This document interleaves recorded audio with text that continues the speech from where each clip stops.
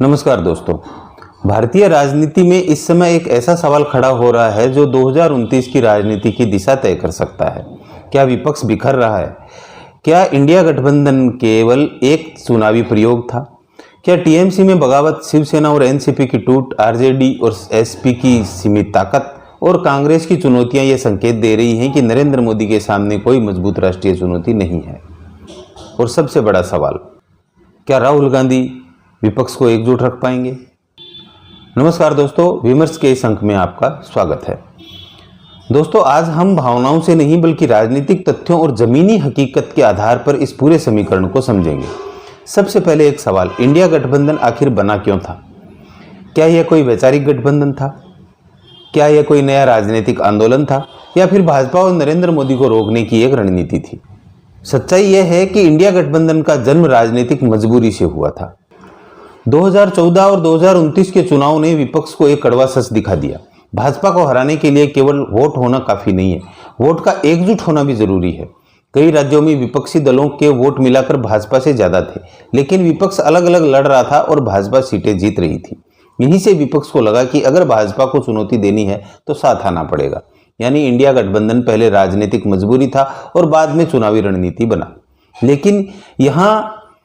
लेकिन यही इसकी सबसे बड़ी कमजोरी भी छिपी हुई है, क्योंकि भाजपा विरोध के अलावा इन दलों के हित अलग अलग हैं। बंगाल में कांग्रेस और टीएमसी प्रतिद्वंदी हैं, पंजाब में कांग्रेस और आप एक दूसरे के खिलाफ हैं, केरल में कांग्रेस और वामपंथी दल आमने सामने लड़ते हैं, यूपी में कांग्रेस और सपा सहयोगी भी हैं और प्रतिस्पर्धी भी। यानी दिल्ली में दोस्त और राज्यों में दुश्मन। यही इंडिया गठबंधन का सबसे बड़ा विरोधाभास है।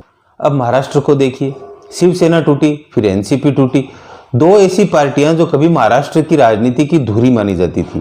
इसका असर केवल महाराष्ट्र तक सीमित नहीं रहा, पूरे विपक्षी खेमे ने एक संदेश देखा। संदेश यह था कि अगर राजनीतिक परिस्थितियां बदलती हैं तो बड़े से बड़ा दल भी टूट सकता है। अब बिहार पर आइए, अब आइए पश्चिम बंगाल की तरफ चलते हैं। कभी ममता बनर्जी को भाजपा के खिलाफ सबसे मजबूत क्षेत्रीय नेता माना जाता था। 2021 के बाद ऐसा लग रहा था कि ममता बनर्जी राष्ट्रीय राजनीति में बड़ी भूमिका निभाएंगी, लेकिन राजनीति में ताकत का सबसे बड़ा स्रोत जीत होती है और कमजोरी का सबसे बड़ा संकेत होता है असंतोष। जब किसी पार्टी को लगातार झटके लगते हैं तब सबसे पहले उसके नेता और विधायक अपने राजनीतिक भविष्य को लेकर चिंतित होने लगते हैं। यही कारण है कि टीएमसी के भीतर असंतोष की खबरें राजनीतिक हलकों में चर्चा का विषय बनी हुई है। आरजेडी की ताकत बिहार तक सीमित है। तेजस्वी यादव लोकप्रिय नेता हैं, लेकिन अभी तक राष्ट्रीय स्तर का विस्तार नहीं कर पाए हैं। उत्तर प्रदेश में अखिलेश यादव भी मजबूत क्षेत्रीय नेता हैं, लेकिन उनकी राजनीतिक ताकत मुख्य रूप से यूपी में केंद्रित है। अब सवाल उठता है कि आखिर राष्ट्रीय स्तर पर विपक्ष का नेतृत्व कौन करेगा, और यही राहुल गांधी का नाम सामने आता है। राहुल गांधी आज कांग्रेस के सबसे बड़े नेता हैं, लोकसभा में नेता प्रतिपक्ष हैं। भारत जोड़ो यात्रा के बाद उनकी राजनीतिक स्वीकार्यता भी बढ़ी है, लेकिन क्या सभी क्षेत्रीय दल उन्हें अपना निर्विवाद नेता मानते हैं? यही से समस्या शुरू होती है।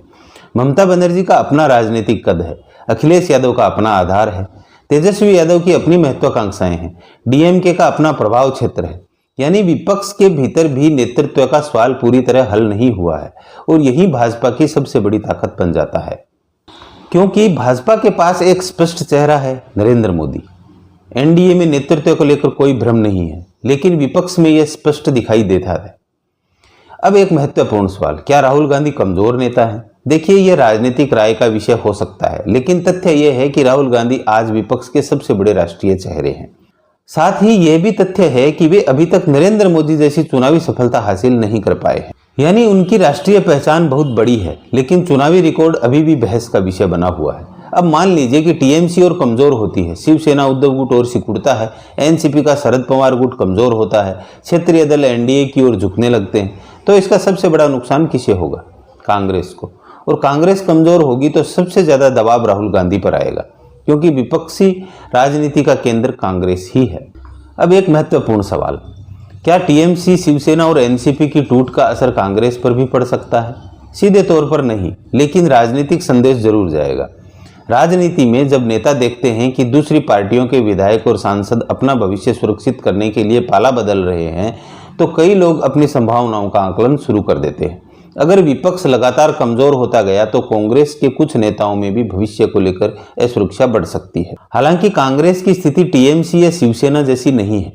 कांग्रेस एक राष्ट्रीय पार्टी है, उसका संगठन कई राज्यों में फैला हुआ है, इसलिए कांग्रेस में वैसी सामूहिक टूट की संभावना फिलहाल कम दिखाई देती है। लेकिन राजनीति में कुछ भी स्थायी नहीं होता। अब सबसे बड़ा सवाल, क्या विपक्ष वास्तव में मोदी को चुनौती देने की स्थिति में है? अगर डीएम के साथ रहती है तब, अगर एसपी और आरजेडी अपने राज्यों में मजबूत बने रहते हैं, अगर कांग्रेस अपने संगठन को मजबूत करती है, अगर इंडिया गठबंधन सीटों का तालमेल सफलतापूर्वक कर लेता है तो मुकाबला बनाया जा सकता है। लेकिन अगर टीएमसी कमजोर होती है, अगर क्षेत्रीय दल बिखरते हैं, अगर सहयोगी दल अपने अपने रास्ते चुनने लगते हैं तो एनडीए की स्थिति बहुत मजबूत हो जाएगी। लेकिन इसका मतलब ये नहीं है कि चुनाव अभी से तय हो चुका है। भारतीय राजनीति में 3 साल बहुत लंबा समय होता है। 2013 में कोई नेता नहीं जानता था कि 2014 में क्या होने वाला है। 2018 में भी बहुत से विश्लेषक 2019 का परिणाम नहीं समझ पाए थे।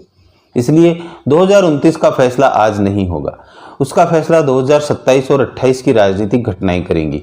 आज विपक्ष के सामने सबसे बड़ी चुनौती भाजपा नहीं है, सबसे बड़ी चुनौती विपक्ष की अपनी एकता है। टीएमसी का संकट, शिवसेना और एनसीपी की टूट, आरजेडी और सपा की क्षेत्रीय समय सीमाएं, कांग्रेस की संगठनात्मक चुनौतियां और राहुल गांधी के नेतृत्व को लेकर जारी बहस, ये सब मिलकर एक बड़ा सवाल खड़ा करते हैं, क्या इंडिया गठबंधन वास्तव में एक वैकल्पिक राजनीतिक शक्ति बन पाएगा या फिर केवल भाजपा विरोध की अस्थायी व्यवस्था साबित होगा? क्योंकि 2029 की लड़ाई शायद मोदी बनाम राहुल गांधी नहीं होगी, बल्कि एकजुट विपक्ष बनाम बिखरा हुआ विपक्ष होगी। और यदि विपक्ष अपने मतभेद दूर नहीं कर पाता तो हो सकता है कि 2029 की लड़ाई शुरू होने से पहले ही उसका परिणाम लगभग तय हो जाए। आपकी क्या राय है? क्या इंडिया गठबंधन मोदी के लिए वास्तविक चुनौती बन सकता है या विपक्ष का बिखराव एनडीए की राह आसान कर देगा? कमेंट में अपनी राय जरूर बताइए और वीडियो पसंद आए तो लाइक, शेयर और सब्सक्रिप्शन जरूर करें।